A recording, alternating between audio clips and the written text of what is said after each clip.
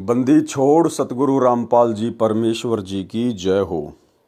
परम पिता परमात्मा सारी सृष्टि के रचनहार कुल मालिक असंख्य ब्रह्मांडों के स्वामी जगत गुरु तीनों लोकों में प्रवेश करके सबका भरण पोषण करने वाले राजाधिराज आत्माधार नाथों के नाथ देवों के देव महादेव सर्वेश्वर महेश्वर मृत्युंजय अजरो अमर आदि अनादि सनातनी प्रभु जगत पिता जगदीश्वर श्री श्री 1008 की उपाधि के वास्तविक अधिकारी अकाल मूरत शब्द स्वरूपी राम वासुदेव सर्वगतम ब्रह्म परम पूज्य परम संत परम पुरुष परम धनी परम दयालु सत्य कबीर हक्का कबीर अल्लाहु अकबर बाखबर अल्लाह ताला जगत के तारणहार जगत के मुक्तिदाता जगत के जगन्नाथ हारे के सहारे हिंदुओं के राम मुसलमानों के अल्लाह सिखों के वाहिगुरु ईसाइयों के मसीह दया के सागर दयानिधि करुणा के सागर करुणानिधि स्वयंभू परिभू संकट मोचन कष्ट हरण मंगल करण दुख भंजन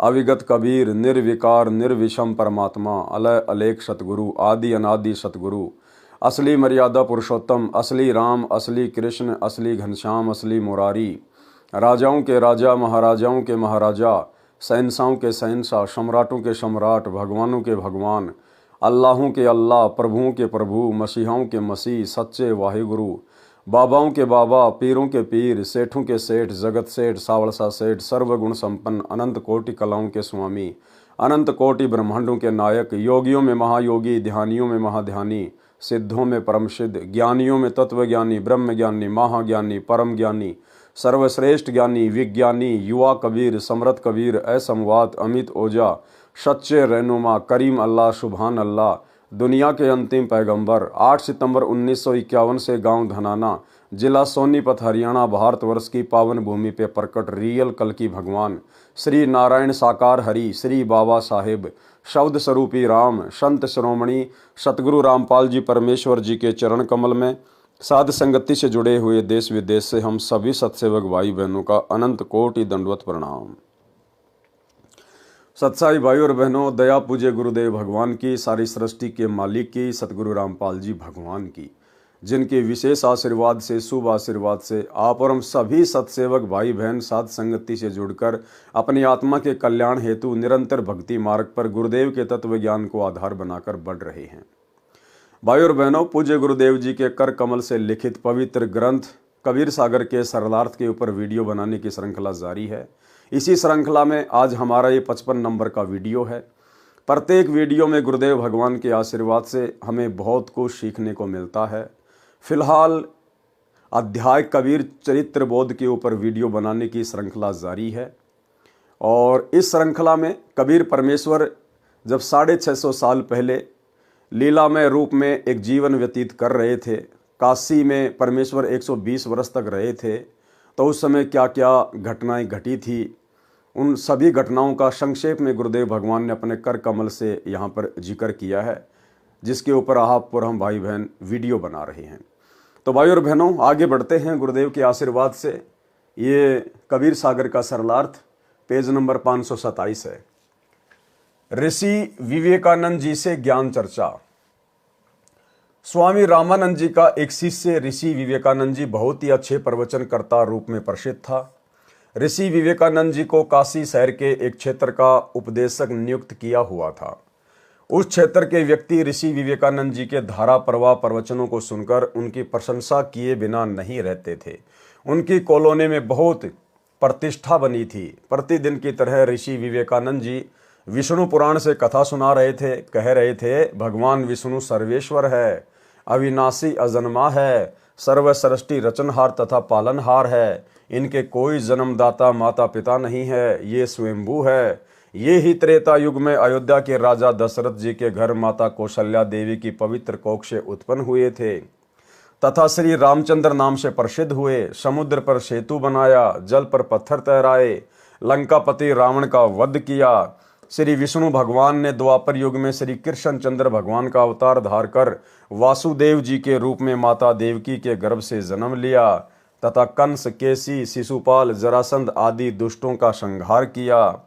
5 वर्षीय बालक कबीर देव जी भी उस ऋषि विवेकानंद जी का प्रवचन सुन रहे थे। तथा सैकड़ों की संख्या में अन्य श्रोतागण भी उपस्थित थे। ऋषि विवेकानंद जी ने अपने प्रवचन को विराम दिया तथा उपस्थित श्रोताओं से कहा, यदि किसी को कोई प्रश्न करना है तो वह निसंकोच अपनी शंका का समाधान करा सकता है।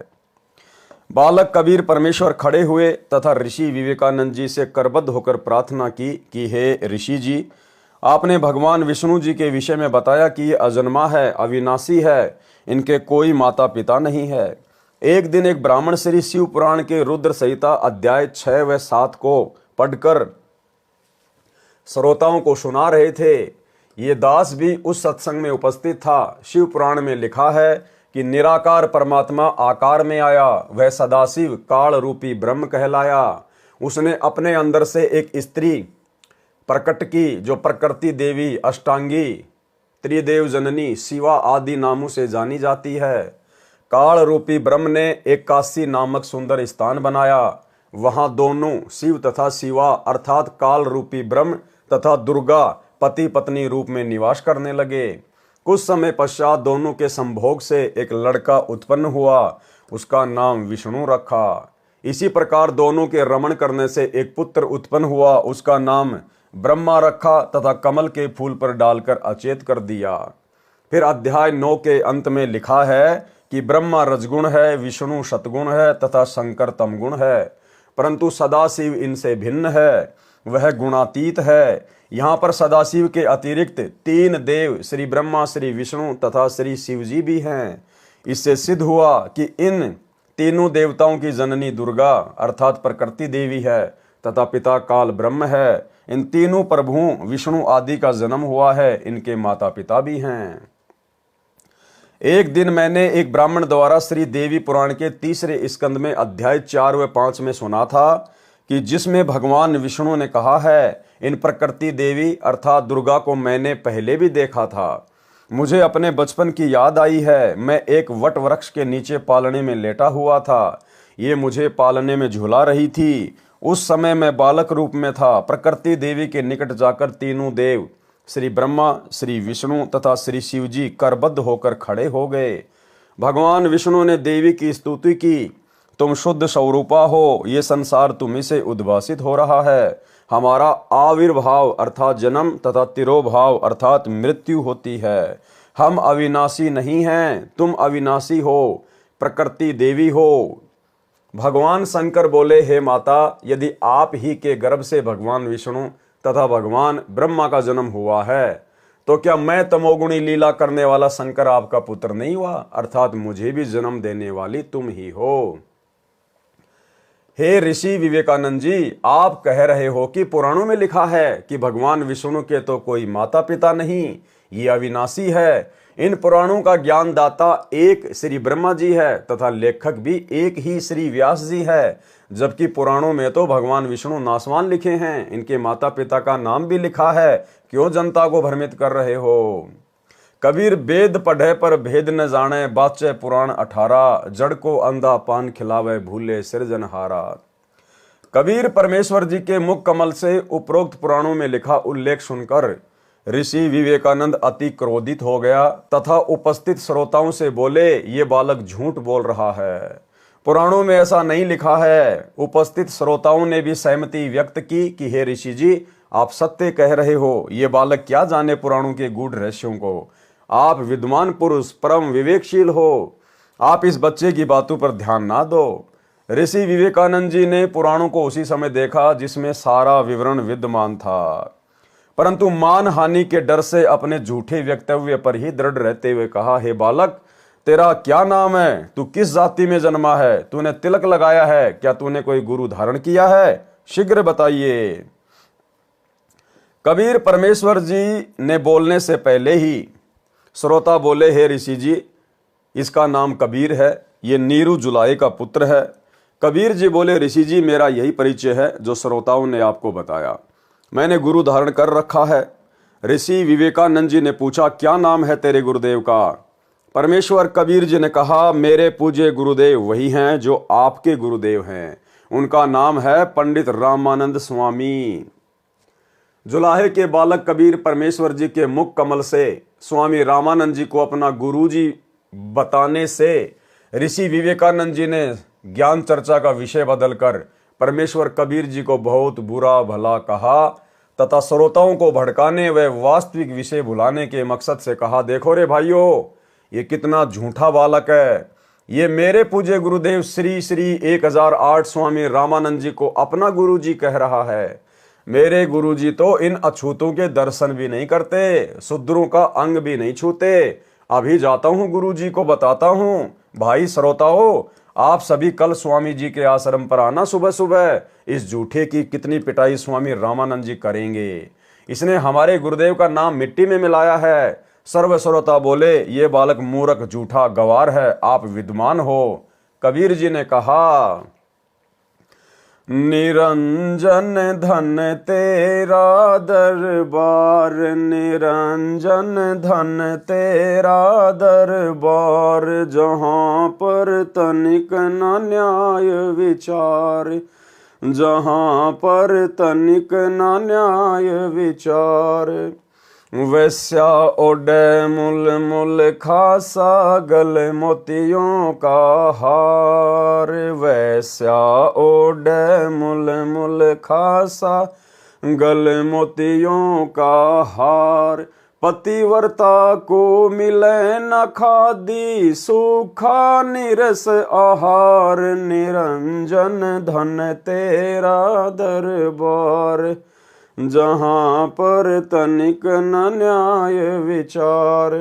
भाई पाखंडी की पूजा जग में संत को कह लबार, पाखंडी की पूजा जग में संत को कह लबार।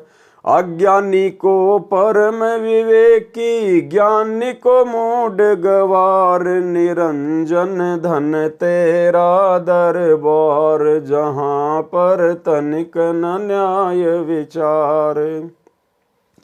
कहें कबीर सुनो भाई साधो, सब उल्टा व्यवहार, कहें कबीर सुनो भाई साधो, सब उल्टा व्यवहार। सच्चों को तो झूठ बतावे, इन झूठों का एतबार, निरंजन धन तेरा दरबार, जहाँ पर तनिक न न्याय विचार। बंदी छोड़ कबीर परमेश्वर जी अपने घर चले गए। वह ऋषि विवेकानंद अपने गुरु रामानंद स्वामी जी के आश्रम में गया तथा सर्व घटना की जानकारी बताई। हे स्वामी जी, एक छोटी जाति का जुलाहे का लड़का कबीर अपने आप को बड़ा विद्वान सिद्ध करने के लिए भगवान विष्णु जी को नासवान बताता है। हे ऋषि जी, उसने तो हम ब्राह्मणों का घर से निकलना ही दूभर कर दिया है, हमारी नाक काट डाली, अर्थात हमें महाशर्मिंदा लज्जित होना पड़ रहा है। उसने कल भरी सभा में कहा है कि पंडित रामानंद स्वामी मेरे गुरुजी हैं, मैंने उनसे दीक्षा ले रखी है। उस कबीर ने तिलक भी लगा रखा है, जैसा हम वैष्णव संत लगाते हैं। अपने शिष्य विवेकानंद की बात सुनकर स्वामी रामानंद जी बहुत क्रोधित होकर बोले, हे विवेकानंद, कल सुबह उसे मेरे सामने उपस्थित करो, देखना सर्व के समक्ष उसकी झूठ का पर्दाफाश करूंगा। कबीर जी द्वारा स्वामी रामानंद जी के मन की बात जानना, ये सारी लीला कबीर परमात्मा अपनी प्यारी आत्मा श्री रामानंद जी को शरण में लेने के लिए कर रहे थे, क्योंकि यही पंडित रामानंद जी की आत्मा त्रेता युग में और सतयुग में जब परमेश्वर आए थे, एक पूरा जीवन उन्होंने लीला में जिया था। उस समय उनके मुंह बोले पिता की भूमिका निभाई थी, इसलिए परमेश्वर ने इस प्यारी आत्मा को अपनी शरण में लेना था और इस घटना के माध्यम से परमेश्वर आगे इसको अपनी शरण में लेंगे। दूसरे दिन विवेकानंद ऋषि अपने साथ 9 व्यक्तियों को लेकर जुलाहा कॉलोनी में नीरू के मकान के विषय में पूछने लगा कि नीरू का मकान कौन सा है। क्या लिख रहे हैं भाई और बहनों, ध्यान देना शब्दों पर। 9 व्यक्तियों को लेकर दूसरे दिन पंडित विवेकानंद 9 अन्य व्यक्तियों को लेकर जुलाहों की कॉलोनी में गया कबीर परमात्मा को लेने के लिए। अब भाइयों और बहनों, कौन जानता है कहाँ लिखा हुआ कि 9 व्यक्ति गए थे, लेकिन यहाँ पर कौन लिख रहे हैं ये बात? पूज्य गुरुदेव भगवान। ये स्वयं कबीर परमात्मा है, इनसे कुछ भी छुपा हुआ नहीं है, इनको सृष्टि का दाने दाने का ज्ञान है। तो 9 व्यक्ति पंडित विवेकानंद जी के साथ में गए थे उस दिन कबीर परमेश्वर जी को लाने के लिए। ये बातें परमेश्वर ही कह सकते हैं। और पहुंच गए जुलाहों की कॉलोनी में। 9 व्यक्तियों को लेकर जुलाहा कॉलोनी में नीरू के मकान के विषय में पूछने लगा कि नीरू का मकान कौन सा है। कॉलोनी के एक व्यक्ति को उनके आभाव से लगा कि ये कोई अप्रिय घटना करने के मकसद से आए हैं। उसने शीघ्रता से नीरू को जाकर बताया कि कुछ ब्राह्मण आपके घर आ रहे हैं, उनकी नीयत झगड़ा करने की है। नीमा भी वहीं खड़ी उस व्यक्ति की बातें सुन रही थी।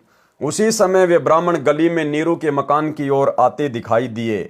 नीमा समझ गई कि अवश्य कबीर ने इन ब्राह्मणों से ज्ञान चर्चा की है। वे ईर्ष्यालु व्यक्ति मेरे बेटे को मार डालेंगे। इतना विचार करके सोए हुए बालक कबीर को जगाया तथा अपनी झोपड़ी के पीछे ले गई। वहां लेटाकर रजाई डाल दी तथा कहा, बेटा बोलना नहीं है, कुछ व्यक्ति झगड़ा करने के मकसद से अपने घर आ रहे हैं। नीमा अपने घर के द्वार पर गली में खड़ी हो गई। तब तक वे ब्राह्मण घर के निकट आ चुके थे। उन्होंने पूछा, क्या नीरू का घर यही है?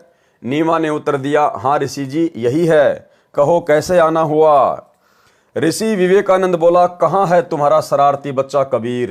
कल उसने भरी सभा में मेरे सामने गुरुदेव का अपमान किया है। आज उसकी पिटाई गुरुजी सर्व के समक्ष करेंगे, इसको सबक सिखाएंगे। नीमा बोली, मेरा बेटा निर्दोष है, वह किसी का अपमान नहीं कर सकता। आप मेरे बेटे से ईर्ष्या रखते हो। कभी कोई ब्राह्मण उलाने लेकर आता है, कभी कोई तो कभी कोई। आप मेरे बेटे की जान के शत्रु क्यों बने हो? लौट जाइए। सर्व ब्राह्मण बलपूर्वक नीरू की झोपड़ी में प्रवेश करके कपड़ों को उठा उठाकर बालक को खोजने लगे। 4 पाइयों को भी उलटकर पटक दिया। जोर जोर से ऊंची आवाज में बोलने लगे। माता पिता को दुखी जानकर बालक रूपधारी कबीर परमेश्वर जी रजाई से निकलकर खड़े हो गए तथा कहा, ऋषि जी मैं झोपड़ी के पीछे छुपा हूं। बच्चे की आवाज सुनकर सर्व ब्राह्मण पीछे गए। वहां खड़े कबीर जी को पकड़कर अपने साथ ले जाने लगे। नीमा तथा नीरू ने विरोध किया। नीमा ने बालक कबीर जी को सीने से लगा कर कहा, मेरे बच्चे को मत ले जाओ, मत ले जाओ, ऐसे कहकर रोने लगी। निर्दयों ने नीमा को धक्का मारकर जमीन पर गिरा दिया। नीमा फिर उठकर पीछे पीछे दौड़ी तथा बालक कबीर जी का हाथ उनसे छुटवाने का प्रयत्न किया। एक व्यक्ति ने ऐसा थप्पड़ मारा, नीमा के मुख व नाक से रक्त टपकने लगा। नीमा रोती हुई गली में अचेत हो गई। नीरू ने भी बच्चे को छुड़ाने की कोशिश की तो उसे भी पीट पीट कर मर्द समान कर दिया। कॉलोनी वाले उठाकर उनके घर ले गए। बहुत समय पश्चात दोनों सचेत हुए। बच्चे के वियोग में रो रो कर दोनों का बुरा हाल था। नीरू चोट के कारण चल फिरने में असमर्थ जमीन पर गिरकर विलाप कर रहा था। कभी चुप होकर भयभीत हुआ गली की ओर देख रहा था। मन में सोच रहा था कि कहीं वे लौटकर ना आ जाएं तथा मुझे जान से ना मार डालें। फिर बच्चे को याद करके विलाप करने लगता, मेरे बेटे को मत मारो, मत मारो, इसने क्या बिगाड़ा है तुम्हारा। ऐसे पागल जैसी स्थिति नीरू की हो गई थी। नीमा होश में आती थी, फिर अपने बच्चे के साथ हो रहे अत्याचार की कल्पना कर बेहोश अचेत हो जाती थी। मोहल्ले कॉलोनी के स्त्री पुरुष उनकी दशा देखकर अति दुखी थे। अब भाई और बहनों, कहने को तो वो पंडित थे, पंडित रामानंद जी के शिष्य थे, दुनिया में ज्ञान प्रचार किया करते थे और उनका स्वभाव, उनके आचार विचार गुंडे मवालियों जैसे। ये स्थिति भाई और बहनों वर्तमान में सतलोक आश्रम मैनेजमेंट हरियाणा की है, गुरुदेव के लड़का लड़कियों की है, कोऑर्डिनेटरों की है। जब से सन 2016 से संगत में 7 संगतियां शुरू हुई है, तब से इन लोगों को अपने धार्मिक धंधे के ऊपर खतरा मंडराता हुआ दिखाई देने लगा और इन्होंने बहुत प्रयास किया सात संगतियों को रुकवाने का।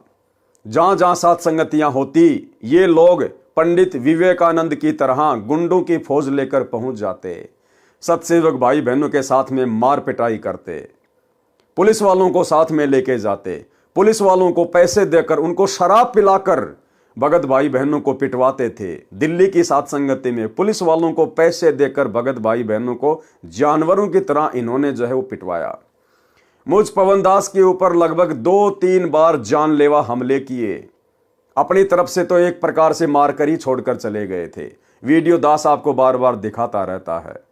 कहने का मतलब भाई और बहनों, वर्तमान में परम पूज्य सतगुरु रामपाल जी परमेश्वर जी की शरण में आने के बाद भी उनके परिवार का, कोऑर्डिनेटरों का, आश्रम संचालकों का आचार विचार व्यवहार कुछ भी चेंज नहीं हुआ। वही गुंडे मवालियों वाली हरकतें। इसलिए भाई और बहनों, परमात्मा ने अंत में फिर सात संगतियां शुरू करवाई और एक सच्चे मिशन को परमेश्वर ने सात संगति के माध्यम से आगे बढ़ाया। मोहल्ले कॉलोनी के स्त्री पुरुष उनकी दशा देखकर अति दुखी थे। प्रातः काल का समय था। स्वामी रामानंद जी गंगा नदी पर स्नान करके लौटे ही थे, अपनी कुटिया में बैठे थे। जब उन्हें पता चला कि उस बालक कबीर को पकड़कर ऋषि विवेकानंद जी की टीम ला रही है, तो स्वामी रामानंद जी ने अपनी कुटिया के द्वार पर कपड़े का पर्दा लगा लिया, ये दिखाने के लिए कि मैं पवित्र जाति का ब्राह्मण हूं तथा शूद्रों को दीक्षा देना तो दूर की बात है, सुबह सुबह तो दर्शन भी नहीं करता। ऋषि विवेकानंद जी ने बालक कबीर देव जी को कुटिया के समक्ष खड़ा करके कहा, हे गुरुदेव, ये रहा वह झूठा बच्चा कबीर जुलाहा। उस समय ऋषि विवेकानंद जी ने अपने प्रचार क्षेत्र के व्यक्तियों को विशेष कर बुला रखा था, ये दिखाने के लिए कि ये कबीर झूठ बोलता है। स्वामी रामानंद जी कहेंगे, मैंने इसको कभी दीक्षा नहीं दी जिससे सर्व उपस्थित व्यक्तियों को ये बात जचेगी कि कबीर पुराणों के विषय में भी झूठ बोल रहा था, जिनके बारे में कबीर जी ने लिखा बताया था कि श्री विष्णु जी, श्री शिव जी तथा ब्रह्मा जी नासवान है, इनका जन्म होता है तथा मृत्यु भी होती है, तथा इनकी माता का नाम प्रकृति देवी दुर्गा है तथा पिता का नाम सदाशिव अर्थात काल ब्रह्म है। जिन हाथों से कबीर परमेश्वर को पकड़ कर लाए थे, उन सर्व व्यक्तियों ने अपने हाथ मिट्टी से रगड़ रगड़ कर धोए तथा सर्व उपस्थित व्यक्तियों के समक्ष बाल्टी में जल भरकर स्नान किया। सभी वस्त्र जो शरीर पर पहन रखे थे वे भी कूट कूट कर धोए। स्वामी रामानंद जी ने अपनी कुटिया के द्वार पर खड़े 5 वर्षीय बालक कबीर से ऊंची आवाज में प्रश्न किया, हे बालक, आपका क्या नाम है? कौन जाति में जन्म है? आपका भक्ति पंथ मार्ग कौन सा है? उस समय लगभग 1000 की संख्या में दर्शक उपस्थित थे। बालक कबीर जी ने भी आधीनता से ऊंची आवाज में उत्तर दिया, जाति मेरी जगत गुरु परमेश्वर है पंथ, गरीब दास लिखित पढ़े मेरा नाम निरंजन कंत। ए स्वामी सृष्टा में सृष्टि मेरे तीर, दास गरीब अधर बसूं अविगत सत्य कबीर। गोता मारूं स्वर्ग में जा बैठूं पाताल, गरीब दास ढूंढत फिरूं हीरे माणिक लाल। भावार्थ, कबीर जी ने कहा, हे स्वामी रामानंद जी, परमेश्वर के घर कोई जाति नहीं है। आप विद्वान पुरुष होते हुए वर्ण भेद को महत्व दे रहे हो। मेरी जाति व नाम तथा भक्ति पंथ जानना चाहते हो तो सुनो, मेरा नाम वही कबीर देव है जो वेदों में लिखा है, जिसे आप जी पढ़ते हो। मैं वह निरंजन माया रहित कंत सर्व का पति अर्थात सबका स्वामी हूँ। मैं ही सर्व सृष्टि रचनहार सृष्टा हूँ। ये सृष्टि मेरे ही आश्रित तीर यानी किनारे है। मैं ऊपर सत्य लोक में निवास करता हूँ। मैं वह अमर अव्यक्त अविगत सत्य कबीर हूँ, जिसका वर्णन गीता अध्याय 8 श्लोक 20 से 22 में है। हे स्वामी जी, गीता अध्याय 7 श्लोक 24 में गीता ज्ञानदाता अर्थात काल ब्रह्म अपने विषय में बताता है कि ये मूर्ख मनुष्य समुदाय मुझ अव्यक्त को श्री कृष्ण रूप में व्यक्ति मान रहे हैं। मैं सबके समक्ष प्रकट नहीं होता। ये मनुष्य समुदाय मेरे इस अश्रेष्ठ अटल नियम से अपरिचित है। गीता अध्याय 7 श्लोक 25 में कहा है कि मैं गीता ज्ञानदाता अपनी योग माया अर्थात सिद्धि शक्ति से छिपा हुआ अपने वास्तविक रूप में सबके समक्ष प्रत्यक्ष नहीं होता। ये अज्ञानी जन समुदाय मुझ श्री कृष्ण व राम आदि की तरह माता से जन्म लेने वाले प्रभु को तथा अविनाशी जो अन्य अव्यक्त परमेश्वर है उसको नहीं जानते। हे स्वामी रामानंद जी, गीता अध्याय 7 श्लोक 24-25 में गीता ज्ञानदाता काल ब्रह्म क्षर पुरुष ने अपने को अव्यक्त कहा है। ये प्रथम अव्यक्त प्रभु हुआ। अब सुनो दूसरे तथा तीसरे अव्यक्त प्रभुओं के विषय में। गीता अध्याय 8 श्लोक 18-19 में गीता ज्ञानदाता ने अपने से अन्य अव्यक्त परमात्मा का वर्णन किया है। कहा है, ये सर्व चराचर प्राणी दिन के समय अव्यक्त परमात्मा से उत्पन्न होते हैं, रात्रि के समय उसी में लीन हो जाते हैं। यह जानकारी काल ब्रह्म ने अपने से अन्य अव्यक्त प्रभु पर ब्रह्म अर्थात अक्षर ब्रह्म के विषय में दी है। यह दूसरा अव्यक्त अविगत प्रभु हुआ।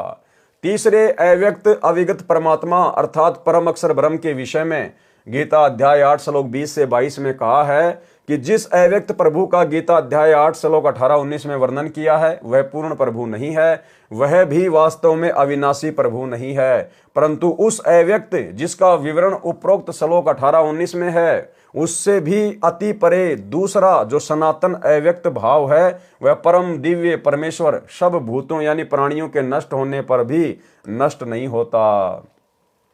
वह अक्षर अव्यक्त अविनाशी अविगत अर्थात वास्तव में अविनाशी अव्यक्त प्रभु इस नाम से कहा गया है। उसी अक्षर अव्यक्त की प्राप्ति को परम गति कहते हैं। जिस दिव्य परम परमात्मा को प्राप्त होकर साधक वापस लौटकर इस संसार में नहीं आते, इसी का विवरण गीता अध्याय 15 श्लोक 1 से 4 तथा श्लोक 16-17 में भी है। वह धाम अर्थात जिस लोक में वह अविनाशी परमात्मा रहता है वह धाम मेरे वाले लोक ब्रह्म लोक से श्रेष्ठ है। हे पार्थ, जिस अविनाशी परमात्मा के अंतर्गत सर्व प्राणी हैं, जिस सच्चिदानंद घन परमात्मा से यह समस्त जगत परिपूर्ण है, वह सनातन अव्यक्त परमेश्वर तो अनन्य भक्ति से प्राप्त होने योग्य है। गीता अध्याय 8 श्लोक 20, 21, 22। हे स्वामी रामानंद जी, मैं वही तीसरी श्रेणी वाला अविगत सत्य अविनाशी भाव वाला परमेश्वर कबीर हूं, जिसे वेदों में कबीर देव कहा है, वही कबीर देव मैं कहलाता हूं। हे स्वामी रामानंद जी, सर्व सृष्टि को रचने वाला सृष्टा मैं ही हूं। मैं ही आत्मा का आधार, जगत गुरु, जगत पिता, बंधु तथा जो सत्य साधना करके सत्यलोक जा चुके हैं उनको सतलोक पहुंचाने वाला मैं ही हूं। काल ब्रह्म की तरह धोखा न देने वाले स्वभाव वाला कबीर देव मैं ही हूं, जिसका प्रमाण अथर्ववेद कांड 4 अनुवाक 1 मंत्र 7 में लिखा है। कांड नंबर 4 अनुवाक नंबर 1 मंत्र नंबर 7। यहां पर इसका हिंदी अनुवाद है, केवल हिंदी अनुवाद। जो अचल अर्थात अविनाशी जगत पिता, भक्तों का वास्तविक साथी अर्थात आत्मा का आधार, बड़ा स्वामी अर्थात परमेश्वर व जगत गुरु तथा विनम्र पुजारी अर्थात विधिवत साधक को सुरक्षा के साथ सतलोक ले गए हुओं को यानी जो मोक्ष प्राप्त कर चुके हैं उनको सतलोक ले जाने वाला, सर्व ब्रह्मांडों की रचना करने वाला, जगदम्बा अर्थात माता वाले गुणों से भी युक्त, काल की तरह धोखा न देने वाले स्वभाव अर्थात गुणों वाला, ज्यों का त्यों अर्थात वैसा ही वह है।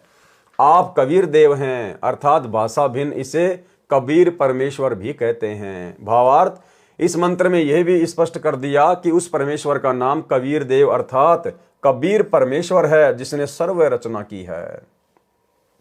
जो परमेश्वर अचल अर्थात वास्तव में अविनाशी, गीता अध्याय 15 श्लोक 16-17 में भी प्रमाण है।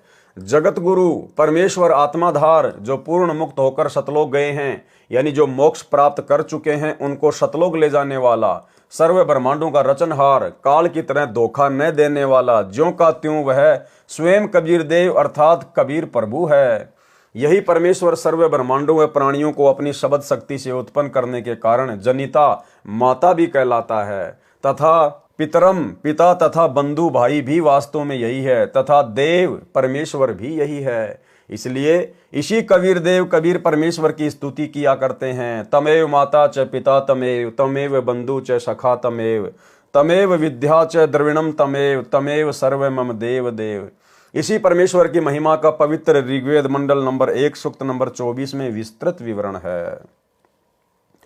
5 वर्षीय बालक के मुख से वेदों व गीता के गूढ़ रहस्यों को सुनकर ऋषि रामानंद जी आश्चर्यचकित रह गए तथा क्रोधित होकर अपशब्द कहने लगे।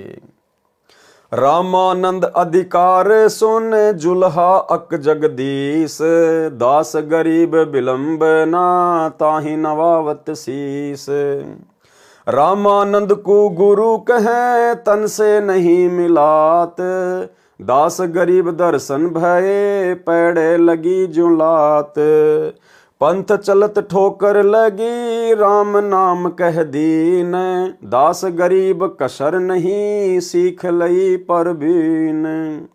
आड़ा पर्दा लाए कर रामानंद भोजंत, दास गरीब कुलंग छवि अधर डाक कुदंत।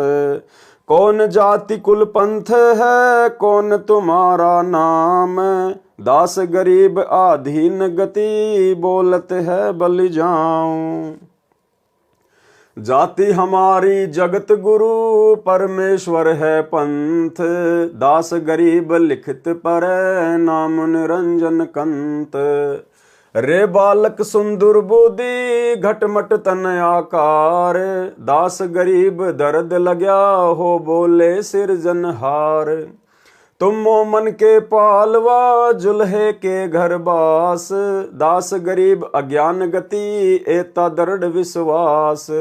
मान बढ़ाई छोड़ कर बोलो बालक बहन, दास गरीब अधम मुखी एता तुम घट फैन। तर्क तलु से बोले ते रामानंद सुर ज्ञान, दास गरीब कुजाती है आखिर नीच निदान। परमेश्वर कबीर जी कबीर देव ने प्रेम पूर्वक उत्तर दिया। मैं के बदन खुलास कर सुनी स्वामी परवीन, दास गरीब मनी मरे मैं आजिज आधीन। मैं अविगत गत से परे चारों वेद से दूर, दास गरीब दसों दिशा सकल सिंध भरपूर। सकल सिंध भरपूर हूँ खालिक हमरा नाम, दास गरीब अजाति हूँ तै जो कहा बलि जाऊं। जाति पाति मेरे नहीं नहीं बस्ती नहीं गाम, दास गरीब अनिन गति नहीं हमारे चाम। नाद बिंद मेरे नहीं नहीं गुदा नहीं गात, दास गरीब शब्द सजा नहीं किसी का साथ। सब संगी बिछरू नाही आदि अंत बहु जाई, दास गरीब सकल बसूं बाहर भीतर माही। ए स्वामी सृष्टा में सृष्टि हमारे तीर, दास गरीब अधर बसूं अविगत सत्य कबीर। पौमी धरनी आकाश में मैं व्यापक सब ठोर, दास गरीब न दूसरा हम समतुल नहीं और। हम दासन के दास हैं कर्ता पुरुष करीम, दास गरीब अवधूत हम ब्रह्मचारी सीम। सुन रामानंद राम हम मैं बावन नरसिंह, दास गरीब कली कली हम ही से कृष्ण अभंग। हम ही से इंद्र कुबेर है ब्रह्मा विष्णु महेश, दास गरीब धर्म ध्वजा धरणी रसातल शेष। सुन स्वामी सतभाख हूँ झूठ न हमरे रिंच, दास गरीब हम रूप बिना और सकल परपंच। गोता लाऊं स्वर्ग से फिर बैठूं पाताल, गरीब दास ढूंढत फिरूं हीरे माणिक लाल। इस दरिया कंकर बहुत लाल कहीं कहीं ठाव, गरीब दास माणिक चुगे हम मुरजीवा नाव। मुरजीवा माणिक चुगे कंकर पत्थर डारी, दास गरीब डोरी अगम उतरो शब्द आधार। स्वामी रामानंद जी ने कहा, अरे कुजात अर्थात शूद्र, छोटा मुंह बड़ी बात, तू अपने आप को परमात्मा कहता है, तेरा शरीर हाड़ मांस व रक्त निर्मित है। तू अपने आप को अविनाशी परमात्मा कहता है, तेरा जुलाई के घर जन्म है, फिर भी अपने आप को अजन्मा अविनाशी कहता है, तू कपटी बालक है। परमेश्वर कबीर जी ने कहा, ना मैं जन्मूं ना मरूं, जो मैं आऊं त्यो जाऊं। गरीब दास सतगुरु भेद से लखो हमारा दाव। सुन रामानंद राम मैं मुझसे ही बावन नरसिंह, दास गरीब युग युग हम से ही हुए कृष्ण अभंग। भावार्थ, कबीर जी ने उत्तर दिया, हे रामानंद जी, मैं न तो जन्म लेता हूँ न मृत्यु को प्राप्त होता हूँ। मैं 84 लाख प्राणियों के शरीरों में आने, जन्म लेने व जाने, मृत्यु होने के चक्कर से भी रहित हूँ। मेरी विशेष जानकारी किसी तत्वदर्शी संत सतगुरु से ज्ञान को सुनकर प्राप्त करो। गीता अध्याय 4 श्लोक 34 तथा यजुर्वेद अध्याय 40 मंत्र 10 व 13 में वेद ज्ञानदाता स्वयं कह रहा है कि उस पूर्ण परमात्मा के तत्व वास्तविक ज्ञान से मैं अपरिचित हूं। उस तत्व ज्ञान को तत्वदर्शी संतों से सुनो, उन्हें दंडवत प्रणाम करो, अति विनम्र भाव से परमात्मा के पूर्ण मोक्ष मार्ग के विषय में ज्ञान प्राप्त करो। जैसी भक्ति विधि से तत्वदर्शी संत बताए वैसे साधना करो। गीता अध्याय 15 श्लोक 17 में लिखा है कि श्लोक 16 में जिन दो पुरुषों भगवानों क्षर पुरुष अर्थात काल ब्रह्म तथा अक्षर पुरुष अर्थात परब्रह्म का उल्लेख है, वास्तव में अविनाशी परमेश्वर तथा सभी का पालन पोषण व धारण करने वाला परमात्मा तो उन उपरोक्त दोनों से अन्य ही है। हे स्वामी रामानंद जी, वह उत्तम पुरुष अर्थात सर्वश्रेष्ठ प्रभु मैं ही हूँ। इस बात को सुनकर स्वामी रामानंद जी बहुत क्षुब्ध हो गए तथा कहा कि रे बालक, तू निम्न जाति का और छोटा मुंह बड़ी बात कर रहा है, तू अपने आप भगवान बन बैठा। बुरी गालियां भी दी। कबीर साहिब बोले कि गुरुदेव, आप मेरे गुरुजी हैं, आप मुझे गाली दे रहे हो तो भी मुझे आनंद आ रहा है, लेकिन मैं जो आपको कह रहा हूं मैं ज्यों का त्यों पूर्ण ब्रह्म ही हूं, इसमें कोई संशय नहीं है। इस बात को सुनकर रामानंद जी ने कहा कि ठहर जा, तेरी तो लंबी कहानी बनेगी, तो ऐसे नहीं मानेगा, मैं पहले अपनी पूजा पाठ कर लेता हूं। रामानंद जी ने कहा कि इसको बैठाओ, मैं पहले अपनी कुछ क्रिया रहती है वह कर लेता हूं, बाद में इससे निपटूंगा। स्वामी रामानंद जी क्या क्रिया करते थे? भगवान विष्णु जी की एक काल्पनिक मूर्ति बनाते थे, अपने मन में काल्पनिक मूर्ति बनाया करते थे, सामने मूर्ति दिखाई देने लग जाती थी।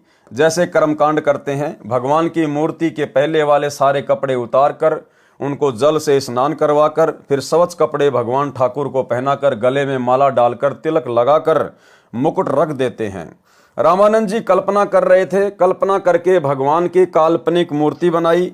श्रद्धा से जैसे नंगे पैरों जाकर आप ही गंगा जल लाए हों, ऐसी अपनी भावना बनाकर ठाकुर जी की मूर्ति के कपड़े उतारे, फिर स्नान करवाया तथा नए वस्त्र पहना दिए, तिलक लगा दिया, मुकुट रख दिया और माला डालनी भूल गए। कंठी न डालें तो पूजा अधूरी, और मुकुट रख दिया तो उस दिन मुकुट उतारा नहीं जा सकता, उस दिन मुकुट उतार दें तो पूजा खंडित। स्वामी रामानंद जी अपने आप को कोस रहे हैं कि इतना जीवन हो गया मेरा, कभी भी ऐसी गलती जिंदगी में नहीं हुई थी। प्रभु, आज मुझ पापी से क्या गलती हुई है? यदि मुकुट उतारूं तो पूजा खंडित। उसने सोचा कि मुकुट के ऊपर से कंठी माला डालकर देखता हूं। कल्पना से कर रहे हैं, कोई सामने मूर्ति नहीं और पर्दा लगा है। कबीर साहिब दूसरी ओर बैठे हैं, मुकुट में माला फंस गई, आगे नहीं जा रही थी, जैसे शौपन देख रहे हों। रामानंद जी ने सोचा, अब क्या करूं? हे भगवान, आज तो मेरा सारा दिन ही व्यर्थ गया, आज की मेरी भक्ति कमाई व्यर्थ गई। क्योंकि जिसको परमात्मा की कसक होती है, उसका एक नित्य नियम भी रह जाए तो उसको दर्द बहुत होता है। जैसे इंसान की जेब कट जाए और फिर बहुत पश्चाताप करता है। प्रभु के सच्चे भक्तों को इतनी लगन होती है। इतने में बालक रूपधारी कबीर परमेश्वर जी ने कहा कि स्वामी जी, माला की घुंडी खोलो और माला गले में डाल दो, फिर गांठ लगा दो, मुकुट उतारना नहीं पड़ेगा। रामानंद जी काहे का मुकुट उतारे था, काहे की गांठ खोले था। कुटिया के सामने लगा पर्दा भी स्वामी रामानंद जी ने अपने हाथ से फेंक दिया और ब्राह्मण समाज के सामने उस कबीर परमेश्वर को सीने से लगा लिया। रामानंद जी ने कहा कि हे भगवान, आपका तो इतना कोमल शरीर है जैसे रुई हो, आपके शरीर की तुलना में मेरा तो पत्थर जैसा शरीर है। एक तरफ तो प्रभु खड़े हैं और एक तरफ जाति व धर्म की दीवार है। प्रभु चाहने वाली पुण्यात्माएं धर्म की बनावटी दीवार को तोड़ना श्रेयकर समझते हैं। वैसा ही स्वामी रामानंद जी ने किया। सामने पूर्ण परमात्मा को पाकर न जाति देखी, न धर्म देखा, न छुआछात, केवल आत्म कल्याण देखा। इसे ब्राह्मण कहते हैं। बोलत रामानंद जी हम गड़बड़ा सुकाल, गरीबदास पूजा कर मुकुट फही जदिमाल। सेवा करो संभाल कर सुनी स्वामी सुर ज्ञान, गरीबदास सिर मुकुट धरी माला अटकी जान।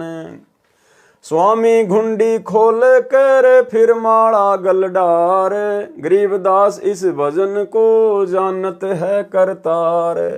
ड्योडी पर्दा दूर कर लिया कंठ लगाए, गरीबदास गुजरी बहुत बदने बदन मिलाए। मन की पूजा तुम लखी मुकुट माल पर बेस, गरीबदास गति को लखै कौन वरण क्या भेष। ये तो तुम शिक्षा दई मान लई मन मोर, गरीबदास कोमल पुरुष हमरा बदन कठोर। कबीर देव द्वारा ऋषि रामानंद के आश्रम में 2 रूप धारण करना। स्वामी रामानंद जी ने परमेश्वर कबीर जी से कहा कि आपने झूठ क्यों बोला। कबीर परमेश्वर जी बोले, कैसा झूठ स्वामी जी।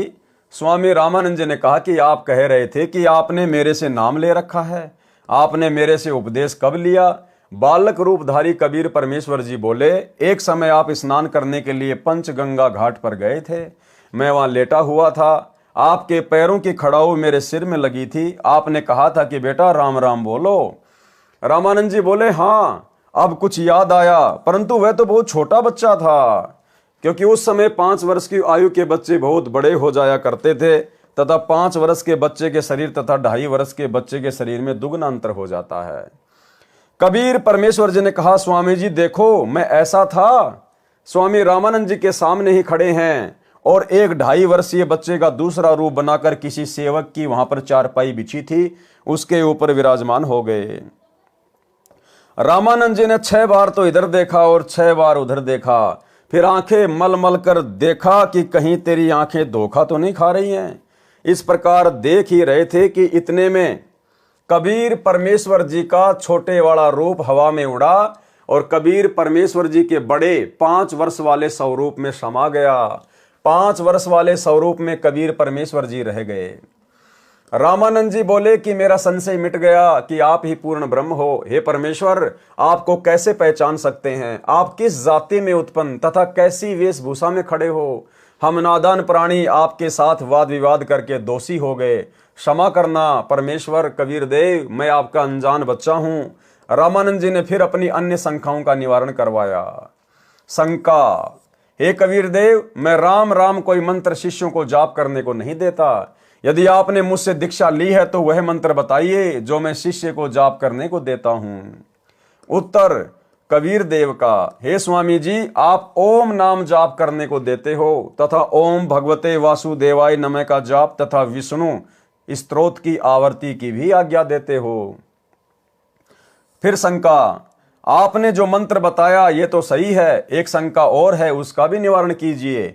मैं जिसे शिष्य बनाता हूं उसे एक चिन्ह देता हूं, वह आपके पास नहीं है। उत्तर बंदी छोड़ कबीर जी बोले, हे गुरुदेव, आप तुलसी की लकड़ी के एक मणके की कंठी माला गले में पहनने के लिए देते हो। ये देखो गुरुजी, उसी दिन आपने अपनी कंठी गले से निकाल कर मेरे गले में पहनाई थी।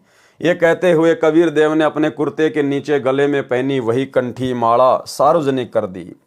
रामानंद जी समझ गए ये कोई साधारण बच्चा नहीं है, ये प्रभु का भेजा हुआ कोई तत्वदर्शी आत्मा है, इससे ज्ञान चर्चा करनी चाहिए। चर्चा के विषय को आगे बढ़ाते हुए स्वामी रामानंद जी बोले, हे बालक कबीर, आप अपने आप को परमेश्वर कहते हो, परमात्मा ऐसा अर्थात मनुष्य जैसा थोड़े है। हे कबीर जी, उस स्थान परम धाम को यदि एक बार दिखा दें तो मन शांत हो जाएगा। मैं वर्षों से ध्यान योग अर्थात हठ योग करता हूं। मैं समाधिस्थ होकर आकाश में बहुत ऊपर तक सैर कर आता हूं। परमेश्वर कबीर जी ने कहा, हे स्वामी जी, आप समाधिस्थ होइए। स्वामी रामानंद जी का हठ योग यानी ध्यान मेडिटेशन करना नित्य का अभ्यास था। तुरंत ही समाधिस्थ हो गए। समाधि दशा में स्वामी जी की सुरती यानी ध्यान त्रिवेणी तक जाती थी। त्रिवेणी पर 3 रास्ते हो जाते हैं। बाया रास्ता धर्मराज के लोक तथा ब्रह्मा विष्णु तथा शिव जी के लोकों में तथा स्वर्ग लोक आदि को जाता है। दाया रास्ता 88,000 खेड़ों नगरियों की ओर जाता है। सामने वाला रास्ता ब्रह्मलोक को जाता है, वह ब्रह्मरंध्र भी कहा जाता है। स्वामी रामानंद जी कई जन्मों से साधना करते हुए आ रहे थे, इस कारण से इनका ध्यान तुरंत लग जाता था। बालक रूपधारी परमेश्वर कबीर जी स्वामी रामानंद जी को ध्यान में आगे मिले तथा वहां का सर्व भेद रामानंद जी को बताया। हे स्वामी जी, आपकी भक्ति साधना कई जन्मों की संचित है। जिस समय आप शरीर त्याग कर जाओगे, इस बाएं रास्ते से जाओगे। इस रास्ते में स्वचालित द्वार ऑटोमेटिक खुलने वाले गेट लगे हैं। जिस साधक की जिस भी लोक की साधना होती है वह धर्मराय के पास जाकर अपना लेखा करवाकर इसी रास्ते से आगे चलता है। उसी लोक का द्वार अपने आप खुल जाता है, वह द्वार तुरंत बंद हो जाता है। वह प्राणी पुनः उस रास्ते से लौट नहीं सकता। उस लोक में समय पूरा होने के पश्चात पुनः उसी मार्ग से धर्मराज के पास आकर अन्य जीवन प्राप्त करता है।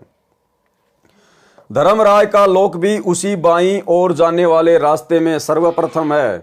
उस धर्मराज के लोक में प्रत्येक की भक्ति अनुसार स्थान तय होता है। आप स्वामी रामानंद जी की भक्ति का आधार विष्णु जी का लोक है। आप अपने पुण्य को इस लोक में समाप्त करके पुनः पृथ्वी लोक पर शरीर धारण करोगे। ये हरहट के कुएं जैसा चक्कर आपकी साधना से कभी समाप्त नहीं होगा। ये जन्म मृत्यु का चक्कर तो केवल मेरे द्वारा बताए तत्व ज्ञान द्वारा ही समाप्त होना संभव है। परमेश्वर कबीर जी ने फिर कहा, हे स्वामी जी, जो सामने वाला द्वार है यह ब्रह्मरंध्र है। ये वेदों में लिखे किसी भी मंत्र जाप से नहीं खुलता। ये तो मेरे द्वारा बताए सत्य नाम जो दो मंत्र का होता है, एक ओम मंत्र तथा दूसरा तत्। ये तत् सांकेतिक है, वास्तविक नाम मंत्र तो उपदेश लेने वाले को बताया जाएगा, उसके जाप से खुलता है। ऐसा कहकर परमेश्वर कबीर जी ने सत्य नाम दो मंत्रों के नाम का जाप किया। तुरंत ही सामने वाला द्वार ब्रह्मरंध्र खुल गया। परमेश्वर कबीर जी अपने साथ स्वामी रामानंद जी की आत्मा को लेकर उस ब्रह्मरंध्र में प्रवेश कर गए। उसके पश्चात वह द्वार तुरंत बंद हो गया। उस द्वार से निकलकर लंबा रास्ता तय किया, ब्रह्मलोक में गए। आगे फिर 3 रास्ते हैं। बाईं ओर एक रास्ता महास्वर्ग में जाता है। उस महास्वर्ग में नकली डुप्लीकेट सतलोक, अलखलोक, अगमलोक तथा अनामी लोकों की रचना काल ब्रह्म ने अपनी पत्नी दुर्गा से करवा रखी है। प्राणियों को धोखा देने के लिए उन सर्व नकली लोकों को दिखाकर वापस आए। दाईं ओर सप्तपुरी, ध्रुव लोक आदि हैं। सामने वाला द्वारा वहां जाता है जहां पर गीता ज्ञानदाता काल ब्रह्म अपनी योग माया से छुपा रहता है। वह 3 स्थान बनाए हैं। एक रजोगुण प्रधान क्षेत्र है जिसमें काल ब्रह्म तथा दुर्गा प्रकृति देवी पति पत्नी रूप में साकार रूप में रहते हैं। उस समय जिस पुत्र का जन्म होता है वह रजोगुण युक्त होता है। उसका नाम ब्रह्मा रख देता है। उस बालक को युवा होने तक अचेत रखकर परवरिश करते हैं। युवा होने पर काल ब्रह्म स्वयं विष्णु रूप धारण करके अपनी नाभि से कमल का फूल प्रकट करता है। उस कमल के फूल पर युवा अवस्था प्राप्त होने पर ब्रह्मा जी को रखकर सचेत कर देता है। इसी प्रकार एक शतोगुण प्रधान क्षेत्र बनाया है। उसमें दोनों दुर्गा व काल ब्रह्म पति पत्नी रूप में रहकर अन्य पुत्र शतोगुण प्रधान उत्पन्न करते हैं। उसका नाम विष्णु रखते हैं। उसे भी युवा होने तक अचेत रखते हैं। शेष सैया पर सचेत करते हैं। अन्य शेषनाग ब्रह्म ही अपनी शक्ति से उत्पन्न करता है। इसी प्रकार एक तमोगुण प्रधान क्षेत्र बनाया है। उसमें वे दोनों दुर्गा तथा काल ब्रह्म पति पत्नी व्यवहार से तमोगुण प्रधान पुत्र उत्पन्न करते हैं। उसका नाम शिव रखते हैं। उसे भी युवा अवस्था प्राप्त होने तक अचेत रखते हैं। युवा होने पर तीनों को सचेत करके इनका विवाह प्रकृति दुर्गा द्वारा उत्पन्न तीनों लड़कियों से करते हैं। इस प्रकार ये काल ब्रह्म अपना सृष्टि चक्र चलाता है। परमेश्वर कबीर जी ने स्वामी रामानंद जी को वह रास्ता दिखाया तथा 21वें ब्रह्मांड में फिर 3 रास्ते हैं।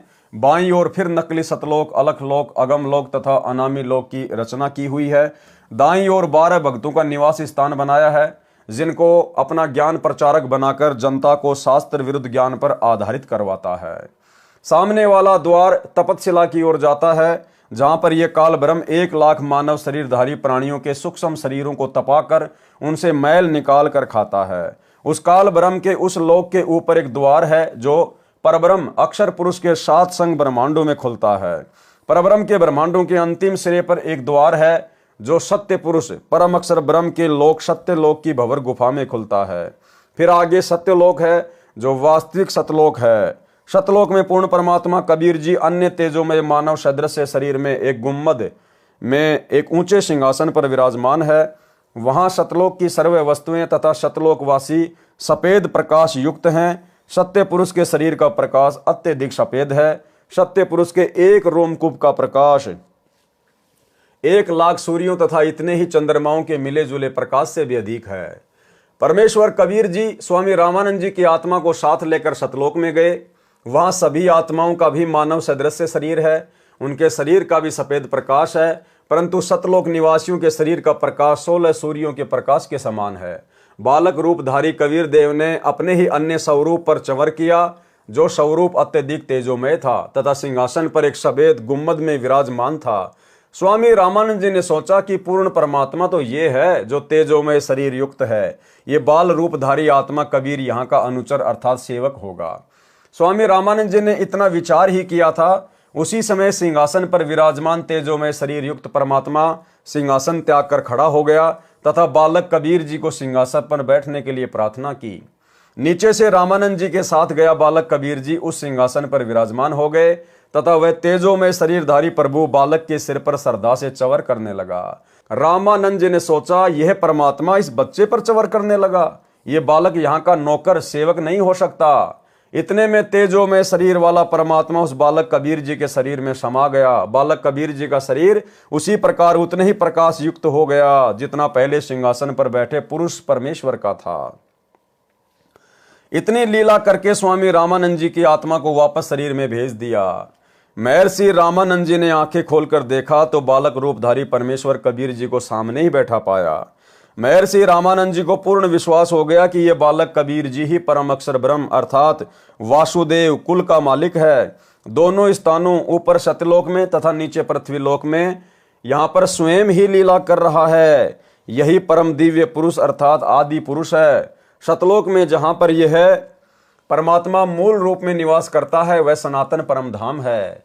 परमेश्वर कबीर जी ने इसी प्रकार संत गरीबदास जी महाराज छुडानी हरियाणा वाले को सर्व ब्रह्मांडों को प्रत्यक्ष दिखाया था, उनका ज्ञान योग खोल दिया था तथा परमेश्वर ने गरीबदास जी महाराज को स्वामी रामानंद जी के विषय में बताया था कि किस प्रकार से मैंने स्वामी जी को शरण में लिया था। महाराज गरीबदास जी ने अपनी अमृतवाणी में उल्लेख किया है।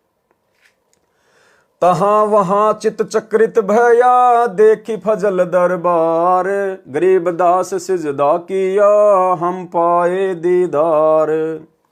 बोलत रामानंद जी सुन कबीर करतार, गरीबदास सब रूप में तुम ही बोलन हार। दहू ठोर है एक तो भया एक से दोए, गरीबदास हम कारणे उतरे हो मगजोए।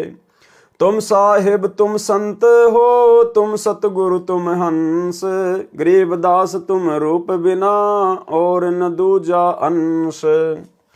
तुम स्वामी मैं बाल बुद्धि भरम कर्म किए नाश, गरीबदास निज ब्रह्म तू हमरे दृढ़ विश्वास। सुन बे सुन से तुम परे उर से हमरे तीर, गरीबदास सरभंग में अविगत पुरुष कबीर। कोटि कोटि सिजदा किए कोटि कोटि प्रणाम, गरीबदास अनहद अधर हम पर से तुम धाम। बोले रामानंद जी सुनो कबीर सुभान, गरीबदास मुक्ता भये उदरे पिंड अरु प्राण। उपरोक्त वाणी का भावार्थ, सत्यलोक में तथा काशी नगर में पृथ्वी पर दोनों स्थानों पर परमात्मा कबीर जी को देखकर स्वामी रामानंद जी ने कहा है, कबीर परमात्मा आप दोनों स्थानों पर लीला कर रहे हो। आप ही निज ब्रह्म अर्थात गीता अध्याय 15 श्लोक 17 में कहा है कि उत्तम पुरुष अर्थात वास्तविक परमेश्वर तो क्षर पुरुष काल ब्रह्म तथा अक्षर पुरुष परब्रह्म से अन्य ही है। वही परमात्मा कहा जाता है जो तीनों लोकों में प्रवेश करके सबका धारण पोषण करता है। वह परम अक्षर ब्रह्म आप ही हैं। आप ही की शक्ति से सर्व प्राणी गति कर रहे हैं। मैंने आपका वह सनातन परम धाम आंखों देखा है तथा वास्तविक अनहद धुन तो ऊपर सत्यलोक में है। ऐसा कहकर स्वामी रामानंद जी ने कबीर परमेश्वर के चरणों में कोटि कोटि प्रणाम किया तथा कहा, आप परमेश्वर हो, आप ही सतगुरु तथा आप ही तत्वदर्शी संत हो, आप ही हंस तथा नीर खीर को भिन्न भिन्न करने वाले सच्चे भगत के गुणों युक्त हो।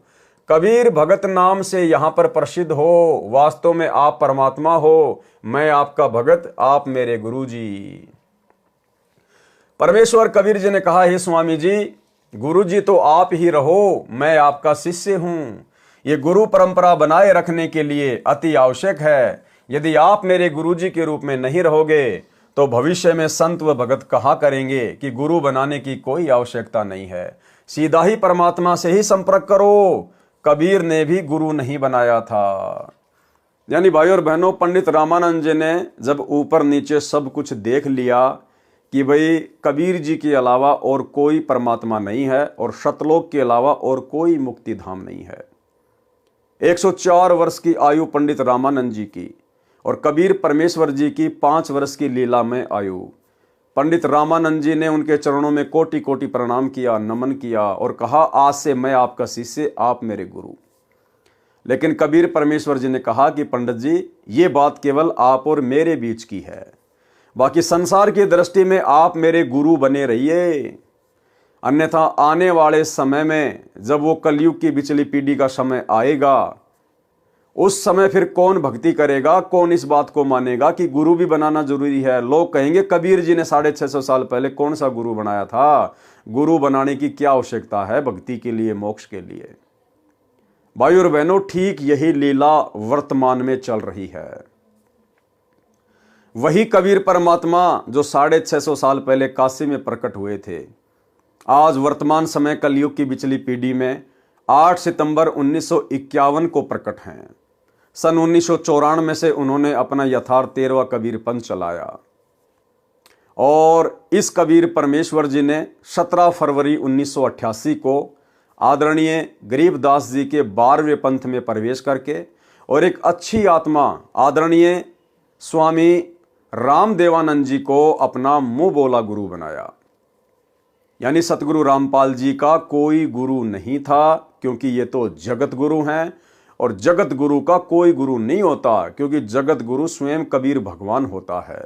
लेकिन इन्होंने गुरु शिष्य परंपरा का निर्वाह करते हुए और एक सच्चे भगत के लक्षण और गुणों को दर्शाते हुए आदरणीय रामदेवानंद जी को अपना मुंह बोला गुरु धारण किया। ये बात हम सत्सेवक भाई बहन तो पिछले 8-10 वर्षों से संगत को वीडियो बनाकर समझाते आए रहे हैं, लेकिन इसका सबसे बड़ा प्रमाण आपको स्वयं पूज्य गुरुदेव सतगुरु रामपाल जी परमेश्वर जी के कलयुगी छोटे बेटे मनोज के मुख से भी सुनाते हैं। मनोज ने कहा कि जब मैं छोटा सा था उस समय मुझे मेरे पिताजी ने, सतगुरु रामपाल जी ने दादा गुरु जी से नाम दिलवाया। मैं अपने पिताजी सतगुरु रामपाल जी के साथ में दादा गुरु जी के पास जाता था, सेवा करता था, आश्रम में जाता था। एक दिन मेरे पिताजी मुझे दादा गुरु जी के पास लेकर गए। जैसे हम वहां पहुंचे तो पता चला कि दादा गुरु जी विश्राम कर रहे थे। कुछ समय के बाद में जब दादा गुरु जी की आंख खुली, एक सेवक दौड़कर गया और सेवक ने बताया, जी ऐसे ऐसे हरियाणा से रामपाल जी आए हुए हैं। तो दादा गुरु जी ने कहा कि आपने उनको अंदर क्यों नहीं बुलाया, बाहर क्यों बैठा के रखा।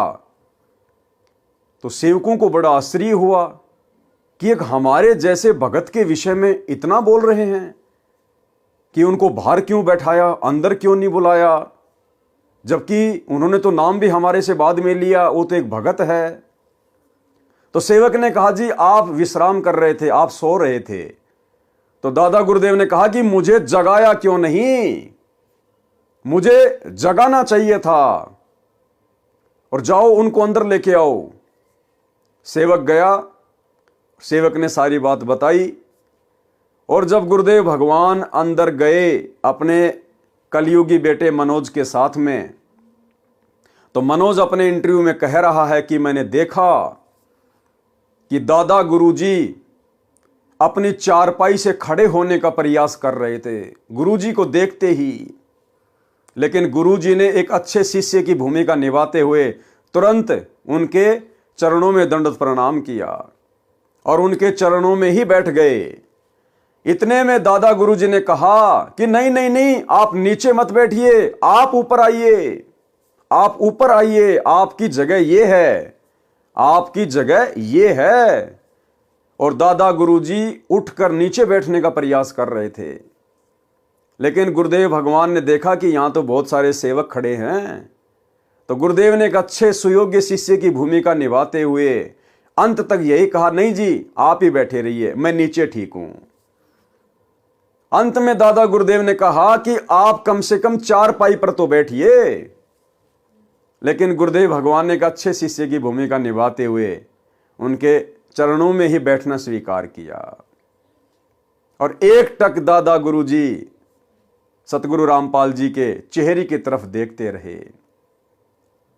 उसके बाद में मनोज ने कहा कि ये सेम टू सेम वही घटना घटी जो घटना 650 साल पहले कबीर परमेश्वर और पंडित रामानंद जी के बीच में घटित हुई। यानी भाइयों और बहनों, ठीक है, सतगुरु रामपाल जी का कलयुगी परिवार, सतलोक आश्रमों से जुड़े हुए भाई बहन, कोऑर्डिनेटर, ये आज भी सतगुरु रामपाल जी को कबीर परमात्मा नहीं मानते हैं। आज भी ये इन्हें पूर्ण परमात्मा नहीं मानते हैं। अगर मानते तो फिर सतगुरु रामपाल जी के रहते सहते वो दाढ़ी मूछ वाली कबीर जी की समझे जाने वाली फोटो को परमात्मा मानकर ये जून के महीने में उसका कबीर प्रकट दिवस ना मनाते। लेकिन ये अपने गुरु को केवल मानुष मानते हैं, अपने जैसा एक व्यक्ति मानते हैं। और भगवान कबीर आज भी उस दाढ़ी मूछ वाली कबीर जी की मुर्दा फोटो को ही मानते हैं। तो आप जी मनोज के मुख से ये छोटा सा इंटरव्यू सुनिए जो आपके विश्वास को दृढ़ करेगा और आपको विश्वास अवश्य होगा कि हाँ, मेरे पूज्य गुरुदेव सतगुरु रामपाल जी परमेश्वर स्वयं कबीर परमात्मा है और ये सेम टू सेम वही लीला चल रही है जो लीला परमेश्वर जी ने 650 साल पहले की थी। सुनिए छोटा सा इंटरव्यू। सर, वो दौर चल ही रहा था, आपने इतनी सारी बातें बताई तो बहुत ही अनसुनी बातें हैं और बहुत ही रोचक बातें हैं।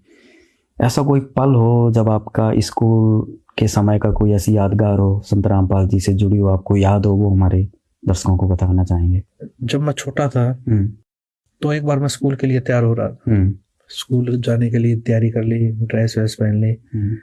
तो पिताजी, ऊपर एक रूम है, हमारा मकान है, उसके ऊपर रूम है, उस रूम से नीचे आए। मैं बोले कहाँ की तैयारी है? मैं बोला पापा जी स्कूल जा रहा हूँ मैं। तो पिताजी बोले अच्छा स्कूल की तैयारी है? माँ जी। मैं बोला चलो दादा गुरुजी के पास चलोगे? मैं बड़ा खुश हुआ, माँ स्कूल से छुट्टी लगेंगे और दादा गुरुजी के पास जाएंगे। तो बड़ी खुशी हुई, माँ जी चलूंगा चलूंगा। उसके बाद पिताजी ने मम्मी जी को बोला कि इसको तैयार कर दो और 2 जोड़ी कपड़े डाल दो, हम स्वामी रामदेव महाराज जी के पास पंजाब में तलवंडी बाई जा रहे हैं। तो मम्मी जी ने तैयार कर दिया, मैं चल पड़ा पिताजी के साथ। तो हम तलवंडी बाई पहुंचे। उस समय आना जाना क्या साधन से करते थे? उस समय बस से गए थे। उस समय संत रामपाल जी और बस से आना जाना करते थे। अच्छा, संत रामपाल जी बस से गए थे? हाँ, मैं और पिताजी संत रामपाल जी महाराज बस से तलवंडी बाई पहुंचे। तो वो टाइम था लगभग 12-1 बजे का था। 12-1 बजे हुए थे। तो हम तलवंडी बाई, जो स्वामी रामदेव जी महाराज के कई आश्रम है, तो वो तलवंडी बाई, मोगा, चुडानी, नजफगढ़, बहुत जगह आश्रम थे स्वामी रामदेव महाराज के। तो और लाखों की संख्या में स्वामी रामदेव महाराज के शिष्य भी थे। तो हम तलवंडी बाई पहुंचे आश्रम में। पहुंचने के बाद श्रद्धालु जो वहाँ सेवा कर रहे थे सबसे सच्चाई हुई। तो वहाँ बैठे तो दादा गुरुदेव जी के बारे में पूछी, गुरुदेव जी कहाँ है? तो बताए जी वो विश्राम कर रहे हैं कमरे में अंदर। तो जब विश्राम कर रहे थे तो एक श्रद्धालु बोला जी दादा गुरुदेव जी को उठा देते हैं। तो गुरुजी ने मना कर दिया, नहीं, गुरुदेव जी को सोने दो, जब उठेंगे ना तब मिल लेंगे। ठीक है। तो हम गुरुदेव जी और दादा गुरुदेव जी का कमरा था, उससे बाहर बैठ गए। तो बाहर बैठ गए तो हम श्रद्धालु जो वहाँ सेवा कर रहे थे वो चाय ले आया। तो हमने वहाँ बैठकर चाय पी। तो चाय पी रहे थे, इतनी देर में अंदर से आवाज आई, खटखट की आवाज आई। तो जो सेवा कर रहा था वो, हाँ, जो श्रद्धालु हमारे साथ बातचीत कर रहा था, बैठा था, वो एकदम उठ के अंदर भागा। वो माँ क्या हुआ? पिताजी बोले क्या हुआ? बोला गुरुदेव जी उठ गए हैं। तो वो भागा अंदर। तो अंदर गया तो हम बाहर खड़े थे, गुरुदेव जी इंतजार कर रहे थे हम। तो अंदर से जैसे श्रद्धालु ने जाके बताई कि हरियाणा से रामपाल जी आए हैं और उनका लड़का साथ आया है। तो दादा गुरुदेव जी, अंदर से आवाज आ रही अंदर क्यों नहीं बुलाया उनको?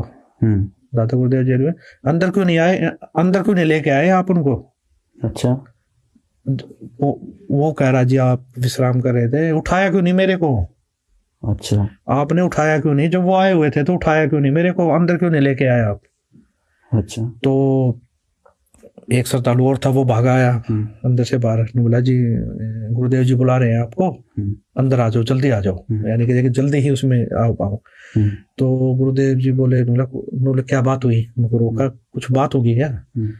कि वो बोले कोई ऐसी बात तो नहीं होगी जिससे दादा गुरुदेव जी स्वामी रामदेव जी महाराज मुझसे नाराज हो गए हो कभी? कोई ऐसी बात तो नहीं हो रखी है? गुरु जी बोले, बोला नहीं जी नाराज नहीं, वो तो यूं कह रहे हैं, वो तो ये दादा गुरुदेव जी ये कह रहे हैं उनको पहले क्यों नहीं बुलाया? अच्छा। मुझे उठाया क्यों नहीं? वो तो इसलिए बोल रहे हैं। तो उसके बाद अंदर गए तो दादा गुरुदेव जी यूं देखकर, रूम था तो दादा गुरुदेव जी यूं देखकर, यूं गेट की तरफ देखकर यूं उठ रहे। अच्छा। यानी कि गुरु जी अंदर आए, उनको देखकर उठने लगे। अच्छा। अपनी चारपाई से। अच्छा। हाँ, उठने लगे तो गुरु जी, हम स्पीड से चल ही रहे थे, जाके गुरु के चरण लिए, चरण लेके गुरु जी के खड़े, तो दादा गुरु जी उठ रहे थे, उठते साथ बोले जी आप यहाँ बैठिए। अच्छा। दादा गुरुदेव जी बोले जी आप बैठिए। संत रामपाल जी महाराज, संत रामपाल जी महाराज जी को बोले जी आप बैठिए यहाँ। आप श्रद्धालु जो दो सेवक थे वो खड़े थे वहाँ, वो भी आश्चर्य में, दादा गुरु जी क्या बोल रहे हैं। और दादा गुरुदेव जी हाथ जोड़ कर बोले जी आप बैठिए। तो गुरुदेव जी ने हाथ जोड़े, मौलाना ने नहीं जी आप बैठिए। गुरुदेव जी ये स्थान तो आपका है, आप बैठिए। गुरुदेव जी, दादा गुरुदेव जी भी यूं करके नहीं जी आप बैठिए। कम से कम 2-3 मिनट तक ये चीजें चलती रही। अच्छा। जैसे कोई घर में मेहमान आ जाता, हम कहते जी बैठिए, वो कहने नहीं जी पहले आप बैठिए। तो कम से कम 2-3 मिनट तक ये चीजें चली है, मैंने देखी है ये चीजें। बच्चा था उस समय, ध्यान नहीं था भाई इतना। सर ये तो जो आपने बताई ये बात बहुत ही अद्भुत है, क्योंकि सनातन धर्म में, हिंदू धर्म में, अपनी गुरु परंपरा में अगर देखा जाए तो गुरु पद उच्च होता है और शिष्य का स्थान जो होता है वो नीचे होता है। आज इस प्रकार से आप एक घटना का जिक्र कर रहे हैं तो स्वामी जी अपने चारपाई पे संत रामपाल जी महाराज को बिठाने के लिए बोल रहे हैं। जी जी, ये चीजें मुझे भी, चलो उस समय बचपना था इतनी समझ में, लेकिन आंखों के सामने ये चीजें चल तो रही थी। ये क्या हुआ उस समय? हाँ, ये क्या हो रहा है। और उस समय 2 सेवक भी वहीं खड़े, वो भी आश्चर्य में, उनकी भी वो भी यूं देख रहे बिल्कुल ये चीजें, स्वामी रामदेव जी महाराज जी मतलब क्या कर रहे हैं। तो ये चीजें 2-3 मिनट तक चली, वो मैंने देखी वहां पर। वो चीजें जब देखी तो गुरुदेव जी ने बड़े ही मतलब ये लगा लिए, बड़े ही आधीनता से कई बार प्रार्थना करने के बाद स्वामी रामदेव महाराज जी को चारपाई पे वापस बैठाया। फिर भी स्वामी रामदेव महाराज जी ये बोले वहां नहीं, चारपाई पे बैठो आप भी। गुरु जी को बोला आप चारपाई पे बैठो, फिर भी नीचे नहीं बैठना है।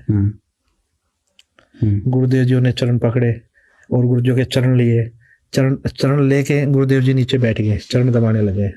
गुरुदेव संत रामपाल जी महाराज जी बोले, बोला जी, संत रामपाल जी महाराज जी चरण सेवा करने लगे, तो मैं भी चरण सेवा करने लग गया।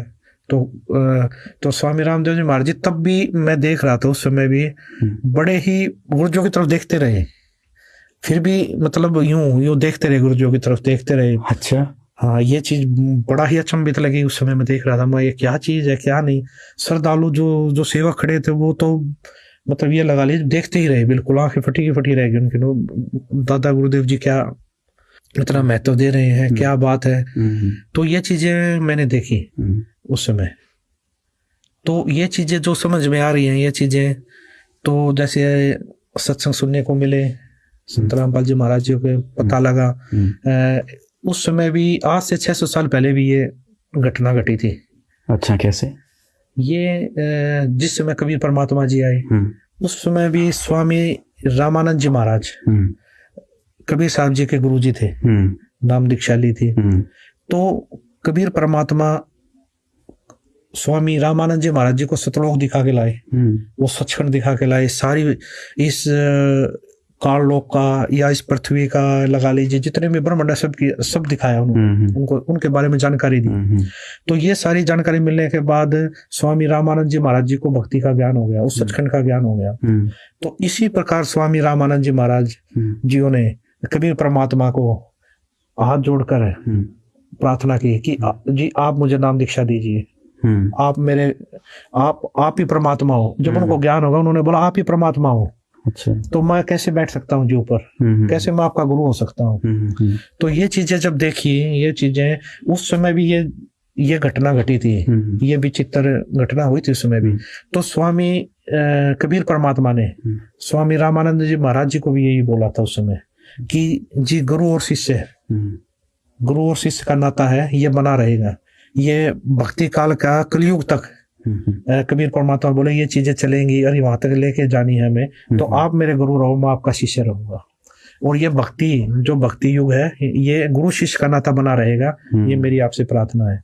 तो ये चीजें अब जो देखने को मिल रही है, ये चीजें कुछ मुझे तो लगा वही बिल्कुल, ये तो वही घटनाक्रम जो अभी आपने 600 वर्ष पहले कबीर जी का बताया, वही घटनाक्रम इस समय आपने जो देखा, ये तो बहुत ही अद्भुत बात है। जो हमारे दर्शक हैं वो इस घटना को देखकर समझ सकते हैं कि ये तो बिल्कुल प्रत्यक्ष दृष्टा थे मनोज जी वहाँ पर। और जो ये घटनाक्रम हुआ, इससे संत रामपाल जी महाराज के जो भक्त हैं वो समझ सकते हैं कि संत रामपाल जी महाराज कौन है। ये तो सर बहुत ही अद्भुत आपने घटना बताई है। इसके साथ सर कोई और याद जो भी हो? उसके बाद मैं बताना चाहूंगा एक और अद्भुत जो घटना घटी है मेरी आंखों के सामने, वो भी बताना चाहूंगा आपको जी। मैंने क्या देखा, एक बार स्वामी रामदेवानंद जी महाराज जी बैठे हुए और सैकड़ों की संख्या में श्रद्धालु बैठे हुए। दादा गुरुदेव जी ने संत रामपाल जी महाराज जी को बुलाया। अच्छा। बुलाने के बाद उनको अपने पास बैठाया। अपने पास बैठा के स्वामी रामदेवानंद जी महाराज जी बोले, जितने भी श्रद्धालु वहां बैठे हुए थे, आज के बाद संत रामपाल जी महाराज जी नाम दीक्षा देंगे सभी को। अच्छा जी, मैं नाम दीक्षा नहीं दूंगा आज के बाद, संत रामपाल जी महाराज जी नाम दीक्षा देंगे। और आगे जो भी नाम दीक्षा लेगा वो संत रामपाल जी महाराज जी से नाम दीक्षा ले। अच्छा। स्वामी रामदेवानंद जी महाराज जितने भी श्रद्धालु वहां पर बैठे हुए थे उनके सामने बोला, आज के बाद मैं तुम्हारा गुरु नहीं हूं, आज के बाद आपके गुरु संत रामपाल जी महाराज हैं। आज के बाद यही आप सभी को नाम दीक्षा देंगे। और तो और सबसे विचित्र बात, जिन्होंने मेरे से भी नाम दीक्षा ले रखी है, हाँ, वो दोबारा संत रामपाल जी महाराज जी से नाम दीक्षा ले। अच्छा। ये चीज मैंने अपनी आंखों से देखी, कानों से सुनी। अच्छा। और वहां पर सैकड़ों की संख्या में भगत बैठे थे, उन्होंने भी सुनी। इतना कहकर स्वामी रामदेवानंद जी महाराज जी ने संत रामपाल जी महाराज जी की तरफ देखा और बोले, संत रामपाल जी, आप जी के बराबर इस पृथ्वी पर कोई संत नहीं होगा। और ये चीज एक बार नहीं कही स्वामी रामदेवानंद जी, दादा गुरुदेव जी ने, ये कम से कम सैकड़ों बार बोला है। अच्छा।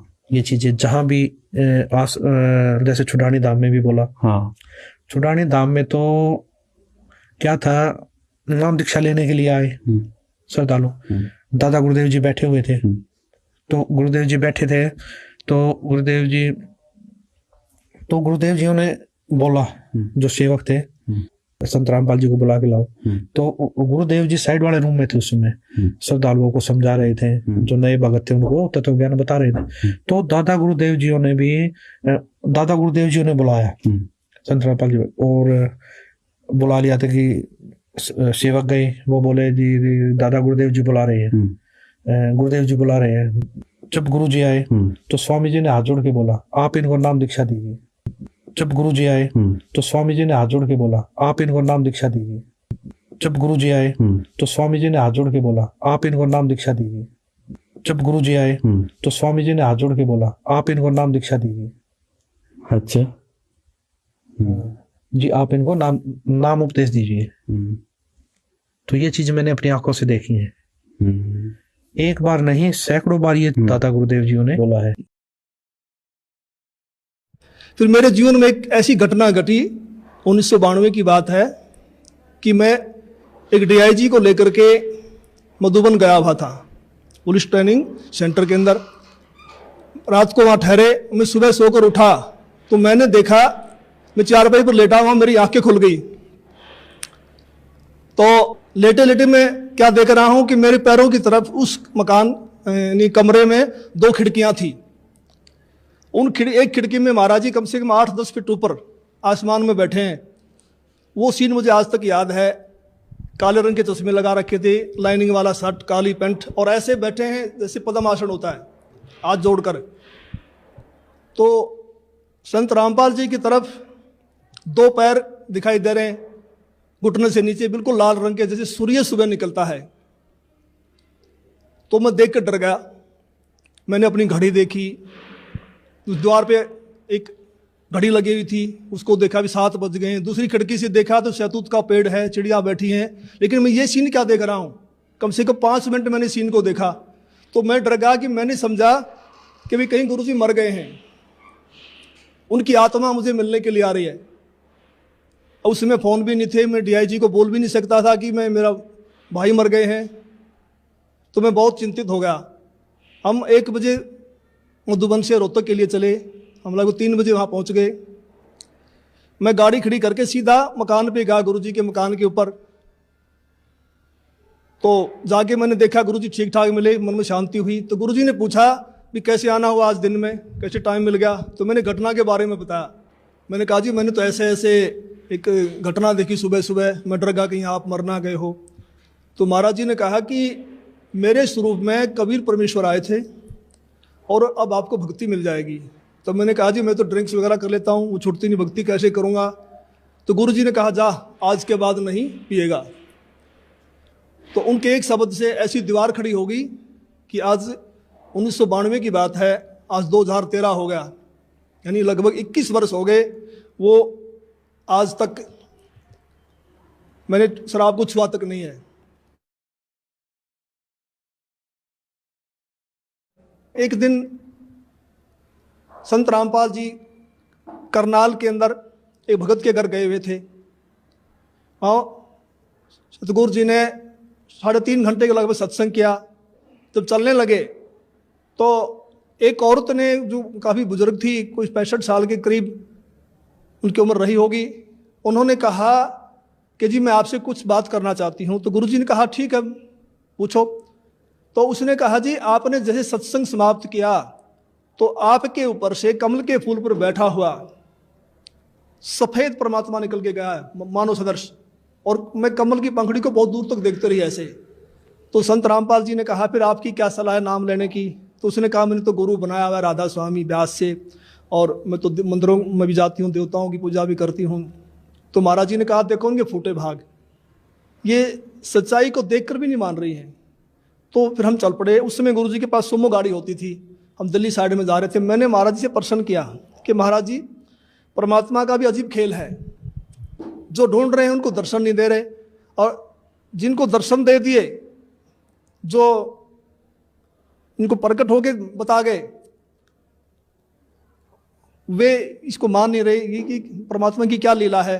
तो महाराज जी ने कहा ये बुद्धि से परे का विषय है और इसको आप नहीं समझ पाएंगे। फिर मैंने कहा जी बताओ, दया करो। संत रामपाल जी ने बताया कि ये औरत 600 वर्ष पहले जब कबीर परमेश्वर आए थे, उनकी शिष्या थी। इन्होंने लगभग 5-6 महीने भक्ति की, फिर इन्होंने नाम छोड़ दिए। उसी प्रथम मंत्र के प्रभाव से इसको मानवश्री मिलते आ रहे हैं, भक्ति में रुचि है। अब ये समझ रही है कि जो मेरे को छोटा मोटा लाभ मिल रहा है ये देव देवता या मेरा पुराना गुरु दे रहा है, जो उन्होंने बनाया हुआ है, उस डर के मारे नहीं छोड़ना पा रही। तो मैंने फिर प्रश्न किया कि महाराज जी मैंने तो ये पूछा है कि इनको दर्शन क्यों दिए। तो गुरु जी ने कहा, संत रामपाल जी बोले कि परमात्मा किसी की उधार नहीं रखता, ये कल को मरेगी, नरक में जाएगी, वहाँ उसको बड़ा कष्ट होगा। जब आत्मा रोती है तो परमात्मा को आना पड़ता है, मन के नहीं सुनता परमात्मा। तो फिर ये आत्मा वहाँ सवाल करती है कि जी आपकी भक्ति का हमें ज्ञान नहीं था, हमने भक्ति तो बहुत की। तो वहाँ परमात्मा ये सीनरी दिखाएंगे, ये सारी फिल्म दिखाएंगे कि 3-3.5 घंटे मैंने सत्संग सुनाया, आप क्या भक्ति कर रहे हो, इसका क्या लाभ है, मेरी भक्ति क्या है, और जाते समय दर्शन दे दिए। तो परमात्मा ने अपने सिर से भार उतार दिया, पर ये आत्मा बोल नहीं पाएगी, चुप हो जाएगी। तो मेरा भगत समाज से यही बार बार निवेदन है कि ऐसा मौका बार बार नहीं आता, तो संत रामपाल जी की शरण में आकर के अपना आत्म कल्याण करवाएं। सत साहिब।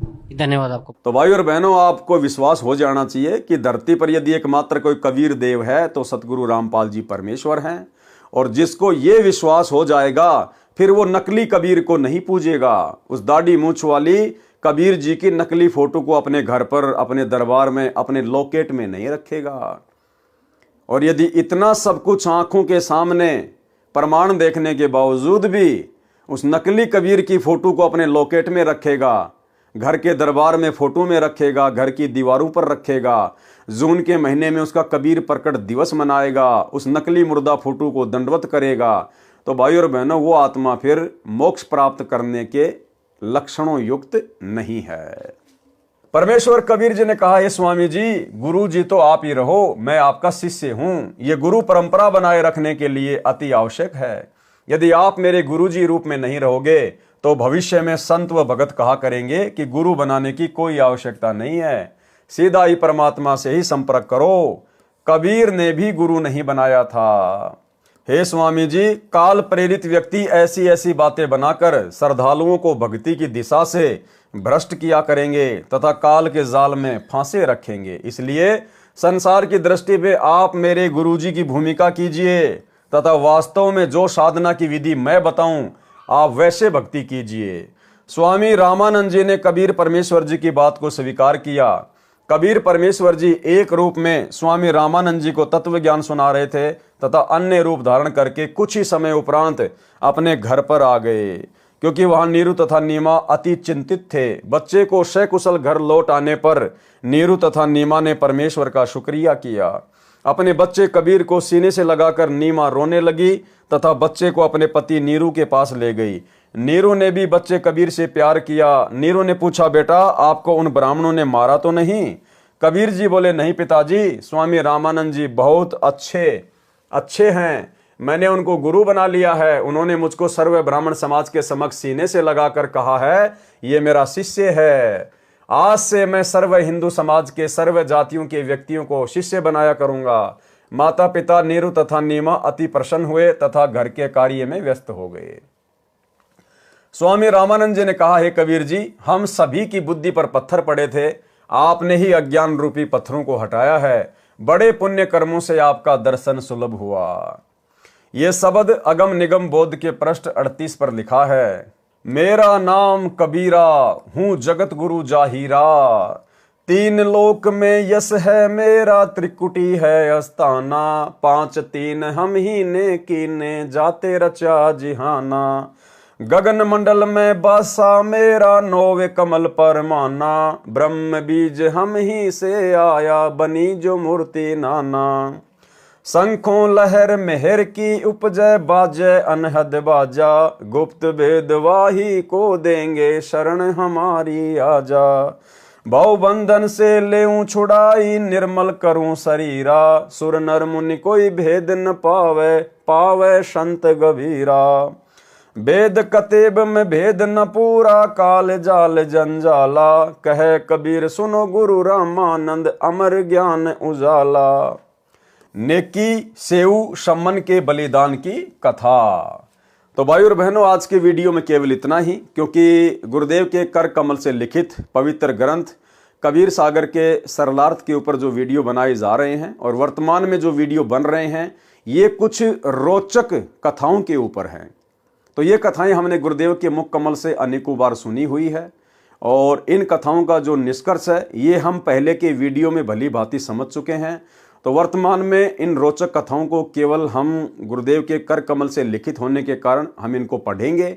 इनको पढ़ने मात्र से, इनको सुनने मात्र से भी हम ढेर सारे पुण्य के भागी बनते हैं। तो भाई और बहनों, आज के वीडियो में केवल इतना ही। कल रात्रि 8 बजे फिर से दास के Facebook page Pawan Das is live के ऊपर लाइव जुड़िए एक नए वीडियो के साथ में। तब तक गुरुदेव भगवान हम सबको आज्ञा दें, इजाज़त दें, आशीर्वाद दें। बंदी छोड़ सतगुरु रामपाल जी भगवान की जय हो।